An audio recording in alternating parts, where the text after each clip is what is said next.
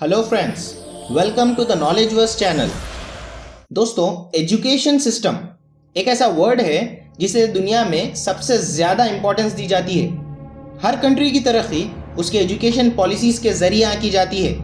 जिस कंट्री की education policies अच्छी हो उसका लिटरेसी रेट भी अच्छा होता है। तो आज हम इंडिया के एजुकेशन सिस्टम को दूसरे कंट्रीज से कंपेयर करके देखेंगे और जानेंगे कि हम इसे और बेहतर कैसे बना सकते हैं।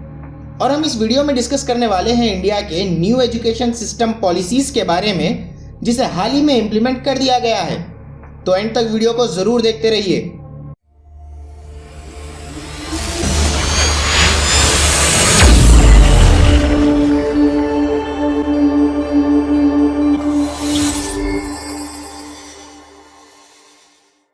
तो दोस्तों, आप जानते ही हैं हमारा देश एजुकेशन के मामले में और देशों से कितना पीछे है। इंडिया की एजुकेशन सिस्टम के ऊपर बात करने से पहले कुछ बातें जान लेते हैं। 1968 में आई हमारे इंडिया की सबसे पहली education policy Indira Gandhi government में। 1986 में आई थी दूसरी education policy Rajiv Gandhi government में, जिसे 1992 में पीवी नरसिम्हा राव की गवर्नमेंट में मॉडिफाई किया गया था। और अब आई है न्यू एजुकेशन पॉलिसी 34 ईयर्स के बाद। माना जा रहा है कि ये एजुकेशन सिस्टम की पॉलिसी इंडिया में एक रेवोल्यूशनरी साबित होगी। न्यू एजुकेशन पॉलिसीज पर डिस्कस करने से पहले हम डिस्कस करेंगे कि हमारी पहली एजुकेशन पॉलिसीज के फ्लॉस क्या थे, यानी खामियां क्या थी, और हम दूसरे कंट्रीज के एजुकेशन सिस्टम से कंपेयर करके जानेंगे कि हम इसे और बेहतर कैसे बना सकते हैं। दोस्तों, एजुकेशन सिस्टम के पॉलिसीज या एजुकेशन सिस्टम के फ्लॉस डिस्कस करने से पहले हमें एक बेसिक इंफॉर्मेशन होनी चाहिए कि एजुकेशन क्या है, एक टीचर का परफेक्ट डेफिनेशन क्या होता है। एजुकेशन के माने हैं एक नया एक्सपीरियंस जो कि हर एक इंसान को होता है जब वो कोई नई चीज सीखता है, जिसके अंदर वो सोसाइटी में रहने के काबिल बनता है। एजुकेशन आपको एक जाहिल यानी इलिटरेट से अलग बनाता है। इसकी एक अलग ही पहचान है। एजुकेशन के माने ये नहीं कि आपके पास सिर्फ एक डिग्री हो, बल्कि आपके मैनर्स भी अच्छे होने चाहिए और आप सोसाइटी में रहने के काबिल भी होने चाहिए।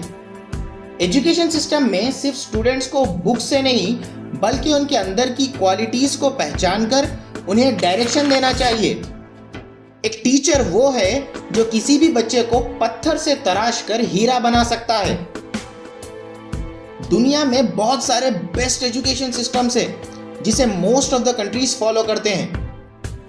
अब हम आपको बताएंगे कुछ ऐसे कंट्रीज के नाम जिनके एजुकेशन सिस्टम को सारे वर्ल्ड में बेस्ट माना जाता है।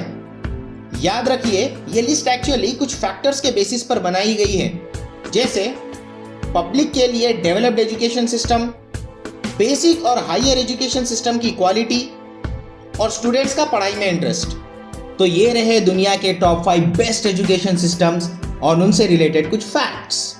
नंबर 5 पर आता है रशिया। एक फैसिनेटिंग फैक्ट बताऊं आपको, रशिया में स्कूल के फर्स्ट डे को नॉलेज डे के नाम से मनाया जाता है। रशिया के सिटीजन्स के लिए एजुकेशन फ्री है, पर फॉरेनर्स के लिए नहीं।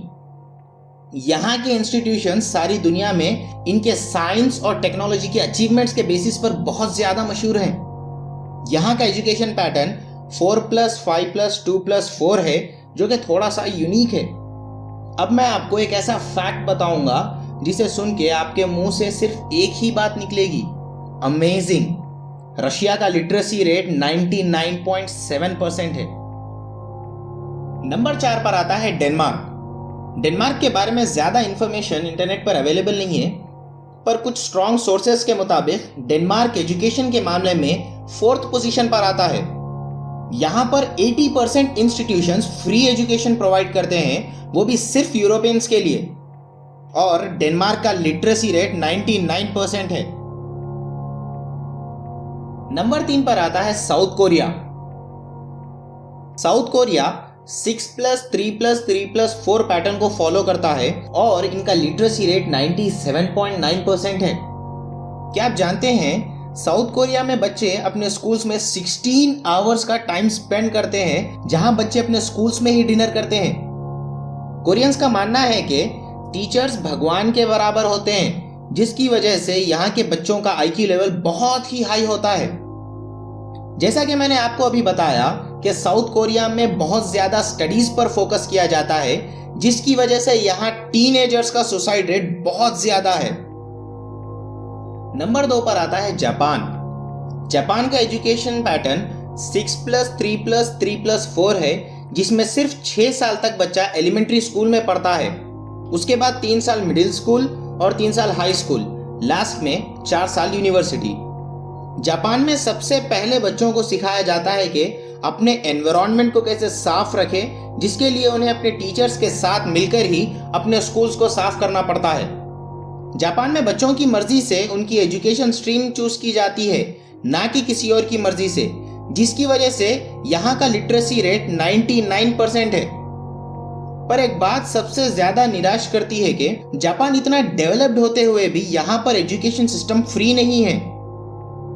जापान के लोगों का मानना है कि मैनर्स एजुकेशन से पहले होते हैं। जापान के बच्चों का फर्स्ट एग्जाम उनकी 10 साल की एज में लिया जाता है, तब तक बच्चा सिर्फ करिकुलर एक्टिविटीज ही करता रहता है। नंबर 1 पर आता है फिनलैंड। दोस्तों, फिनलैंड के एजुकेशन सिस्टम को वर्ल्ड का बेस्ट एजुकेशन सिस्टम माना जाता है। फिनलैंड में बच्चों को 6 साल की उम्र में स्कूल में डाला जाता है। फिनलैंड में यूरोप के स्टूडेंट्स के लिए एजुकेशन फ्री है, चाहे वो स्कूलिंग हो या हायर सेकेंडरी। अगर कोई स्टूडेंट कहीं बाहर से ग्रेजुएशन के लिए आता है तो उसे यूनिवर्सिटी फी पे करनी पड़ेगी। फिनलैंड में सिर्फ 5 घंटे ही स्कूल चलता है, जिसमें हर 45 मिनट्स के पीरियड के बाद 15 मिनट्स का ब्रेक मिलता है। और सबसे इंटरेस्टिंग बात यह है कि फिनलैंड में होमवर्क नहीं दिया जाता। ये है वर्ल्ड के टॉप 20 बेस्ट एजुकेशन सिस्टम्स की लिस्ट, जहां पर एवरेज बच्चे का आईक्यू लेवल 100 होता है। ये है हमारे इंडिया की पोजीशन नंबर 40, जिसकी जीडीपी 2.87 ट्रिलियन US है और हमारे इंडिया का एजुकेशन बजट 54,873 करोड़ रुपीस है 2019 में। और यहाँ का लिटरेसी रेट 77.7% है कुछ सोर्सेस के मुताबिक। कुछ फैक्ट्स के जरिए हम इंडिया को कंपेयर करके देखेंगे कि हमारा देश और डेवलप्ड कैसे हो सकता है। 1978 तक क्या था कि चाइना अफ्रीका के देशों से भी ज्यादा गरीब था, पर अब चाइना को देखिए, यहाँ के एवरेज बच्चे का आईक्यू लेवल 105 होता है और हमारे इंडिया के एवरेज इंडियन का आईक्यू लेवल सिर्फ 82 है। अमेरिका को देखिए, उसने अपने कुछ सिटीज को किसी एक सेक्टर में बहुत ही ज्यादा स्पेशल कर दिया है, जैसे डेट्रॉइट को मोटर सिटी, न्यूयॉर्क को फाइनेंस हब, सिलिकॉन वैली को टेक्नोलॉजी हब। इसीलिए हमें भी जरूरत है इंडिया को आगे बढ़ाने की। इंडिया में बहुत सारे स्टेट्स आगे आ रहे हैं, अपने आप को रिप्रेजेंट कर रहे हैं। इंडिया तरक्की उस वक्त करेगा जब किसी भी इनिशिएटिव में से पॉलिटिक्स हटा दी जाएगी। हमें इंडिया को power bank, finance bank, technology bank बनाना है, ना कि वोट बैंक। अब हम आपको बताएंगे कि इंडिया के एजुकेशन सिस्टम में फ्लॉस क्या हैं, जिसके बाद हम डिस्कस करेंगे कि न्यू एजुकेशन पॉलिसीज क्या हैं। 6 पॉइंट्स पर डिस्कस करेंगे जिससे इंडिया अपने एजुकेशन सिस्टम को और बेहतर बना सकता है। Point number 1, build education system to build the nation. India में एजुकेशन को एक बिजनेस बना दिया गया है। कोई भी आता है और पैसा इन्वेस्ट करता है, स्कूल्स बना लेता है, जिसे पता भी नहीं होता कि स्कूल्स मैनेज कैसे करते हैं, क्योंकि उसे पता है कि यहां अगर इन्वेस्ट करेंगे तो पैसा पक्का वसूल होगा। स्कूल्स कॉलेजेस के जरिए पैसे कमाना बुरी बात नहीं है, पर ओवर प्राइसिंग रखना बुरी बात है, क्योंकि ओवर प्राइसिंग की वजह से अमीर को एक अच्छी शिक्षा मिल जाती है, जबकि एक गरीब उतनी हाई प्राइसेस को अफोर्ड नहीं कर पाता।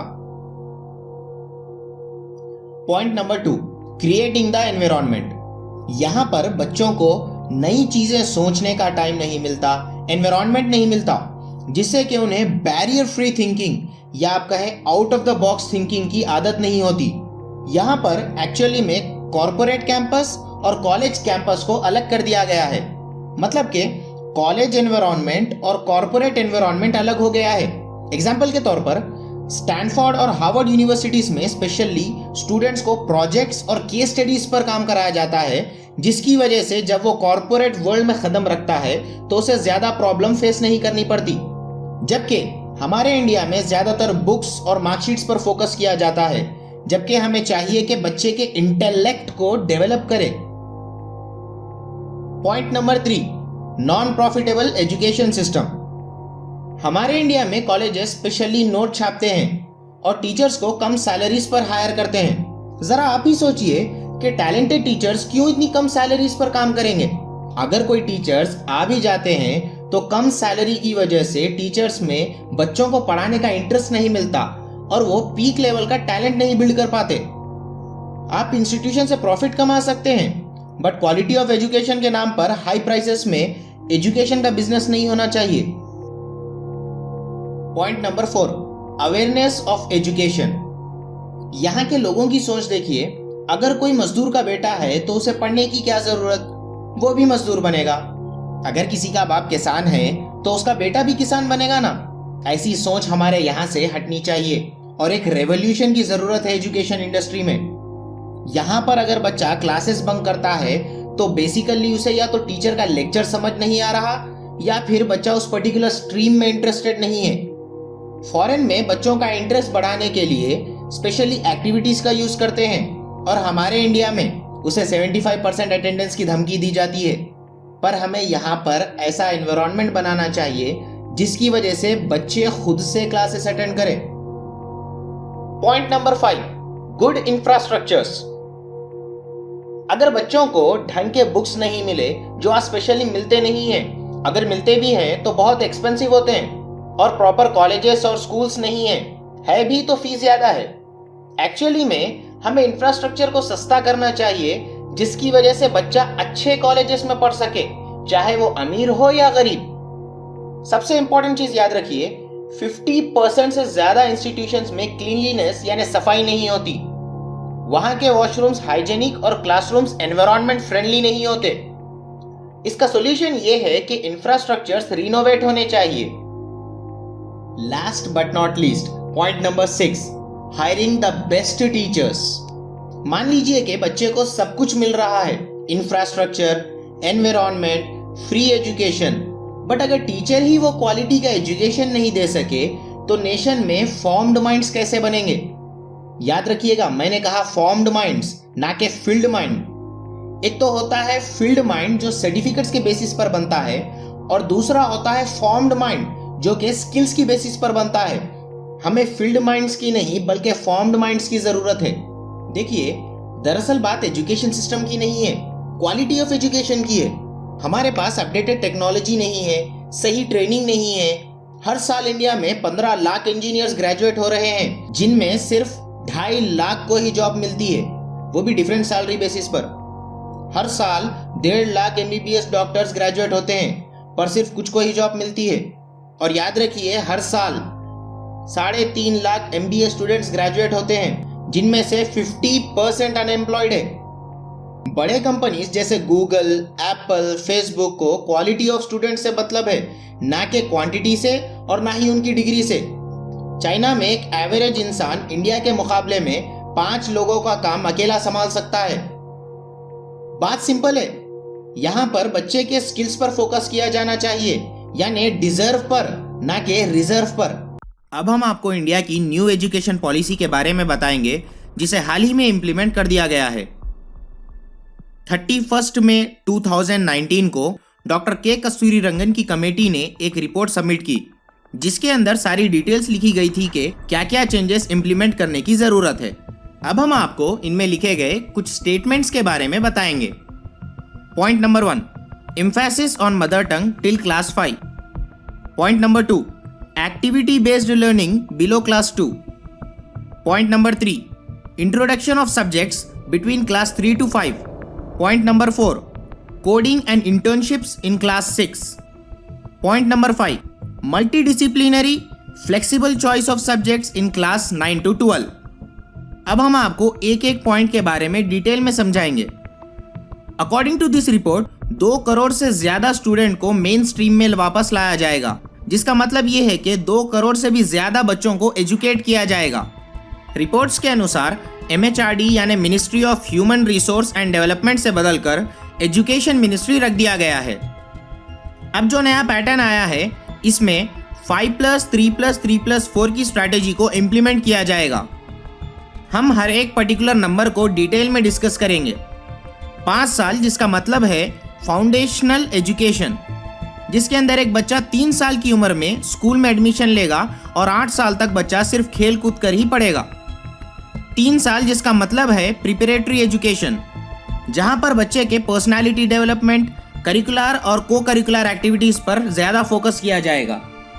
फिर से 3 साल जिसे मिडिल स्कूलिंग भी कहते हैं, जिसमें बच्चे के coding, artificial intelligence, machine learning जैसे टेक्निकल स्किल्स पर फोकस किया जाएगा। इसमें बच्चा अपना एक बेस्ट फॉर्म डेवलप कर सकता है। लास्ट में 4 साल जिसको सेकेंडरी एजुकेशन भी कहते हैं, यहाँ पर स्पेशली दूसरे एक्टिविटीज के साथ साथ बच्चे के ट्रू पोटेंशियल को बाहर लाने की कोशिश की जाएगी। बच्चे के लिए एक ऐसा एनवायरनमेंट डेवलप किया जाएगा जहां पर बच्चे के लिए कॉर्पोरेट और कॉलेज कैंपसेस के बीच का गैप खत्म हो जाएगा। याद रखिए, लास्ट के 4 साल में इंटरमीडिएट एजुकेशन को भी स्कूलिंग में ऐड कर दिया गया है। हायर सेकेंडरी एजुकेशन में बच्चे के लिए एजुकेशन लोन्स, स्कॉलरशिप्स गवर्नमेंट से प्रोवाइड की जाएगी। इन कंक्लूजन, अभी हमने प्रीवियस एजुकेशन पॉलिसीज और मॉडर्न एजुकेशन पॉलिसीज दोनों को जाना, जिसमें मॉडर्न एजुकेशन पॉलिसीज काफी बेहतर हुई हैं। हमने दूसरे कंट्रीज के अच्छे एजुकेशन पॉलिसीज यानी प्रोडक्टिव एजुकेशन पॉलिसीज को भी जाना। इससे पता चलता है कि इंडिया को और चेंजेस लाने की जरूरत है अपने एजुकेशन पॉलिसीज में। इंडिया की इस पॉपुलेशन के हिसाब से स्पेशली यूथ की पर्सनालिटी डेवलपमेंट और स्किल्स डेवलपमेंट जैसे लिसनिंग, राइटिंग, विजुअलाइजिंग, इमेजिनिंग और थिंकिंग जैसे स्किल्स पर ज्यादा फोकस किया जाना चाहिए। टीचिंग की मेथोडोलॉजी इंप्रूव होनी चाहिए और टीचिंग को स्पेशली बहुत ज्यादा इंटरैक्टिव बनाना चाहिए। वीडियो पसंद आई तो लाइक और शेयर करें। अगर आप अपनी नॉलेज को बढ़ाना चाहते हैं तो नॉलेजवर्स चैनल को सब्सक्राइब करके बेल आइकन प्रेस कर दें, जिससे कि आप आने वाली किसी भी वीडियो को मिस ना कर सकें। तो मिलते हैं नेक्स्ट वीडियो में, तब तक के लिए know what you don't know.